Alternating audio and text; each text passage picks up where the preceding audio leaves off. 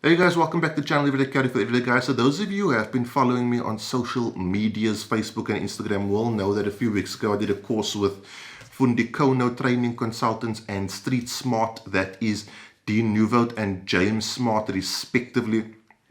It was a Glock masterclass workshop, and then we did some CQB weapon retention, and then we did how to win the third battle, which is the legal battle that occurs after you've successfully defended yourself. What you do and don't do, who you do and do call, etc., etc.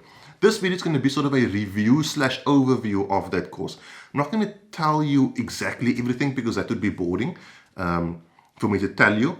It's much better to be experienced, but also I'm not going to give the course away. I'm going to give you what I took from the course and what I thought was really, really amazing about it.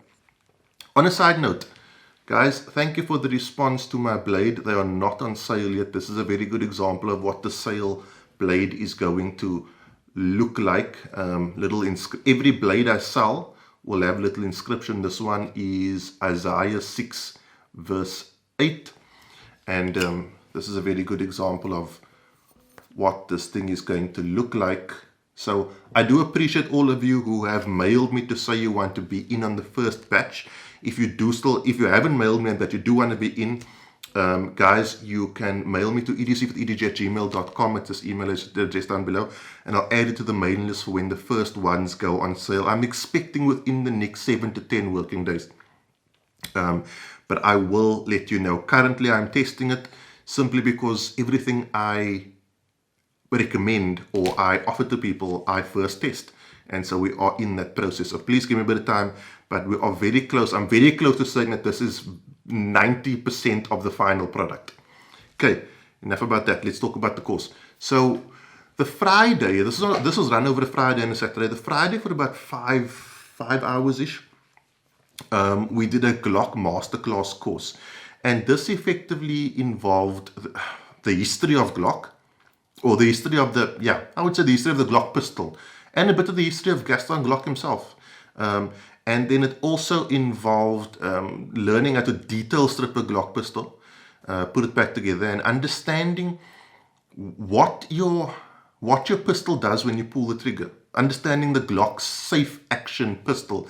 Understanding that safe action. Now, I would say if you are someone who carries a Glock firearm and you are concerned about carrying with a round in the chamber, this is the kind of course you need to go to, right? To quote Robin Sharma, I think, education is inoculation against fear, right? Educate yourself, it will inoculate yourself against the fear of carrying with a round in the chamber, right? Glock pistols are, and I know this is weird to say, they are safe. If you are carrying responsibly, you are carrying a really, really well-made pistol. Dean is, and I've said this before, Dean is someone who should be a professional teacher as far as I'm concerned. His ability to engage with a classroom, get his message across, and do it in an entertaining and like I say, engaging way is something that you need to experience. His courses, I was on his low no light shoot, his low no light pistol course about eight months ago, something like that. And I said it then, I love how he brings a lot of theory to the table. It's not just practical, it's explaining this does this because of this does that because of that. Dean's credentials, where do I begin? This man was one of the men who was integral in getting the first 400 Glock pistols into the country for the Durban Metropolitan Police. I think it's the Durban Metropolitan Police. If I'm incorrect about that, Dean, please correct me in the comments. He is currently serving. He is also one of the heads of the search and rescue up in Durban. Decades of experience. He's pretty much always training. Whenever I get him on the phone call, he's either from something that is training or to somewhere that is training. As I said, he is currently active. He's one of the few, no, not one of the few, he's one of the only people I've ever heard to say, when I come out of the ocean, this is what I do with my Glock. Okay, how many people do you know who've been in the ocean with their pistol on? And it's when he says it, it's like every time I do it. So I mean, he does it a lot. So very, very knowledgeable, really useful to learn from someone with that level of experience. He was trained by Glock themselves. He's credentials or his accreditations are too much to mention. We would just go on and on. But trust me when I say he's someone who should be doing this for a living, as far as I'm concerned, because he's really, really good at it, and he's spent a lifetime learning this craft. Then we did some shooting. Now, anyone who's ever trained with Dean knows that Dean can teach you something in 12 rounds that other people might take 200 rounds to teach you, and it's simple, right? We did 2 courses of fire, shall I say.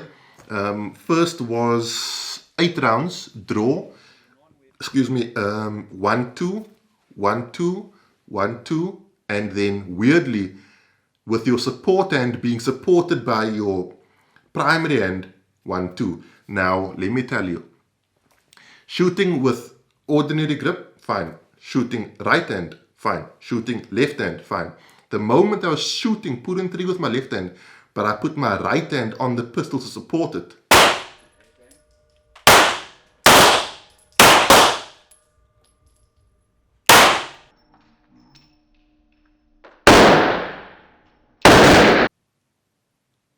I don't know, that split my freaking differential.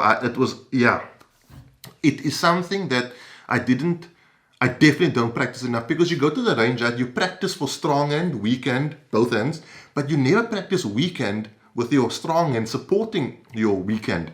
I said I wasn't going to say weak hand anymore, I just said it. Now I've got my target here. I'll take you through my hits. I can tell you I have 1 miss.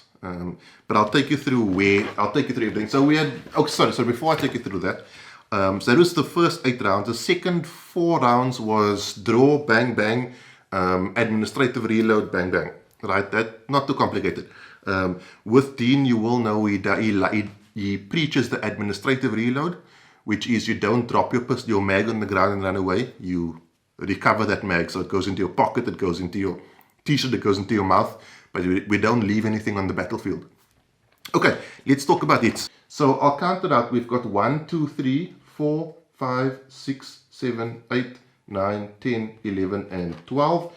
And these 2, this one here and this one here, was when I had both hands on the pistol but firing with my support hand. That was just a complete cluster F. And in the rest, I mean, we've got 3 in the plum, we've got 1, 2, 3, we've got 3 9s, we've got 4 8s and 1 7. I'll take that. We've got 8s, 9s, and in the plum, and only 4 of those shots was fired with both hands in the firearm. So I'm okay with that. It's not perfect. So that was the Friday. On the Saturday, went to Gracie Jiu-Jitsu Cape Town, met up with Dean and James there as well, and this was a close quarter battle, which centered around the second battle, right? Remember, most fights start off verbal, then become physical, then become lethal. We in the physical part of it, and it's a bad physical place to be, because where we started off was someone either having their left, right, or both hands on your firearm. Okay, now that's a problem. Something's happened, you've gone to draw, they've seen it, and they're super close to you, and they've reached for it. And effectively now you are fighting over a firearm. Now, anyone who's trained with James, when it comes to hand-to-hand combat, James is a freaking monk, right? He's like a savant. He just figures these things out, and he comes up with the most simple solutions to the most complex problems. I'll never forget, I was doing Gracie Jiu-Jitsu with him, and I asked him this enormous question. And he gave me like a 4-word answer, but it was so profound. James is one of those guys, right? He's a Gracie Jiu-Jitsu black belt. And you don't get to being a black belt in Gracie Jiu-Jitsu without something changing in your brain. The gear that they recommended we wear was loose-fitting clothing. I wore my Urban Warrior General Tee and my Urban Warrior, I think it was a Recon pants. The reason for that is, if I'm going to be out in the world, that's the clothing I'm going to be wearing. So if I need to roll around and things like that, I need to be able to roll around in that clothing. And I can say, it held up perfectly. Also, the belt setup, I think it was this Core Essentials belt with my Southwest holsters rattler on the J-clip style clips. It handled it perfectly. Nothing came loose, nothing rattled. So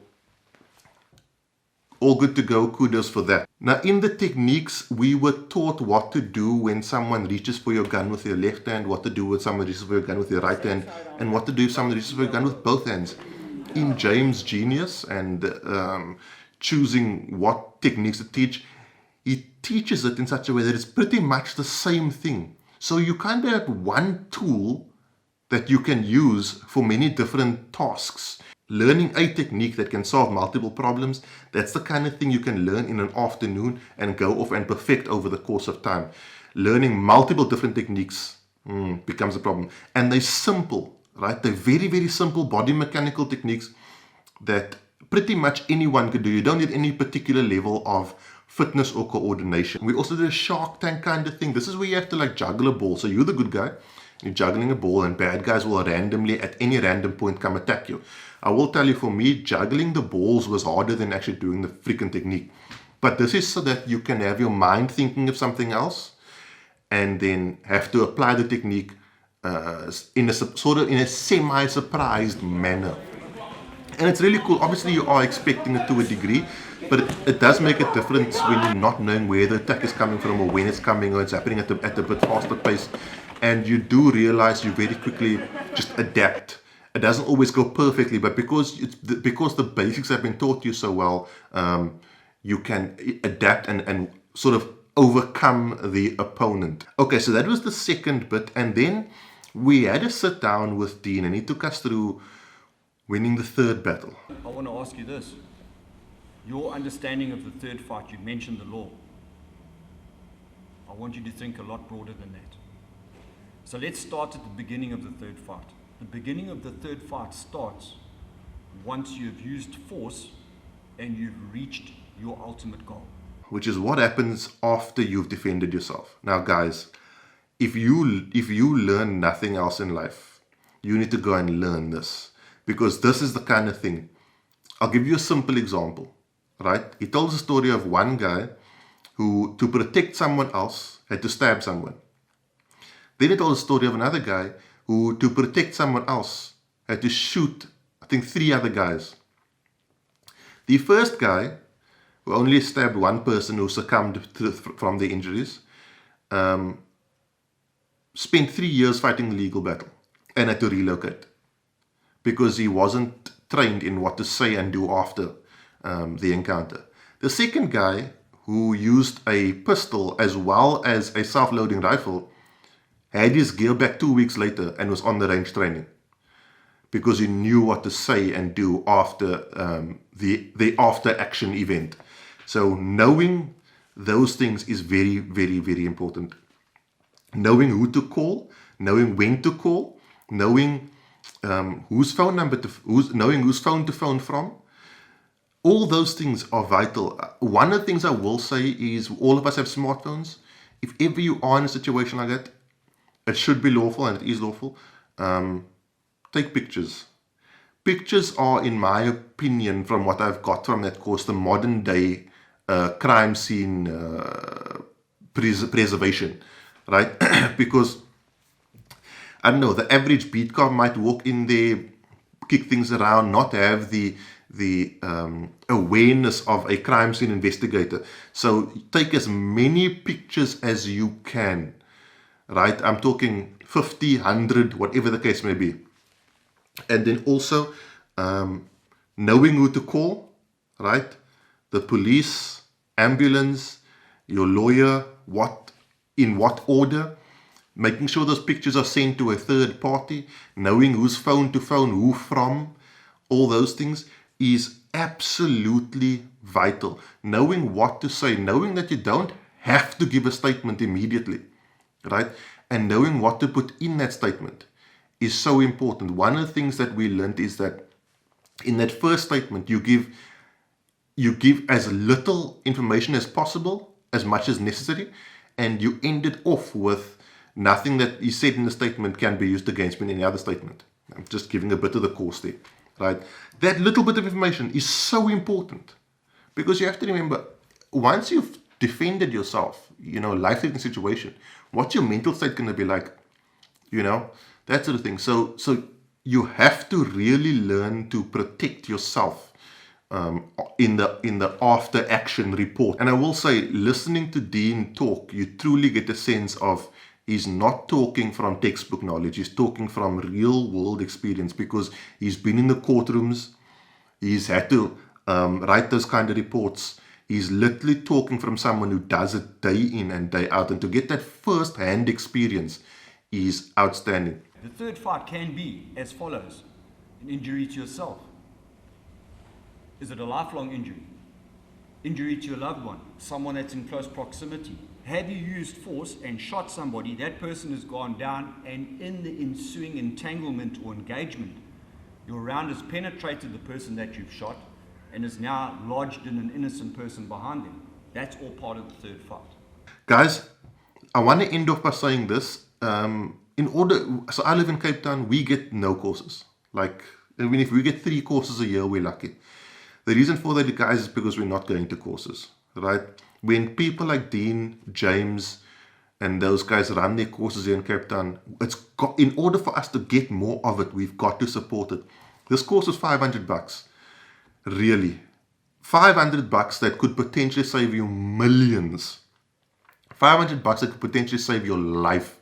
You know, James Smart, if he's teaching you something, you know, it is invaluable. He's an amazing close quarter combat hand-to-hand instructor. Dean, you are learning from someone who's on the front line daily. 500 Rand is, you know, we've got to be bashing that door down, trying to get more people into the class. So they are going to be doing more courses. I will be advertising those courses. Please dedicate yourself to doing those courses because they are literally life-saving and life-changing. One of the things I do know is, guys, we feel nervous to do courses because of the ego. Guys, go in there. I go in there always feeling like I'm the worst guy on the course, right? It's fine. Even if there are very rarely people on a course who are egomaniacs, because those guys don't come to courses because they're scared to get the ego bruised, right? So if you are apprehensive about it, you know, feel the fear and do it anyway, right? Because only afterwards will you realize how valuable this training is to you. You really, if you're carrying a firearm, you really, really, really need to get training. You don't know how much you need it until you start doing the training. I can't stress it enough. Guys, that is it. The knife, you will be seeing more pics. I know people are freaking out about the pics. I am freaking out about owning it. It's a freaking awesome blade, if I do say so myself. Thank you to Dean and James for giving me the opportunity to do this course. I really appreciate it. And I will definitely let you guys know when they are in Cape Town again. I believe they will be doing more courses. So please, let's support these guys and try to get them to come to Cape Town more often. That is it, guys. Have a good week. Be safe, train on. Cheers. God bless.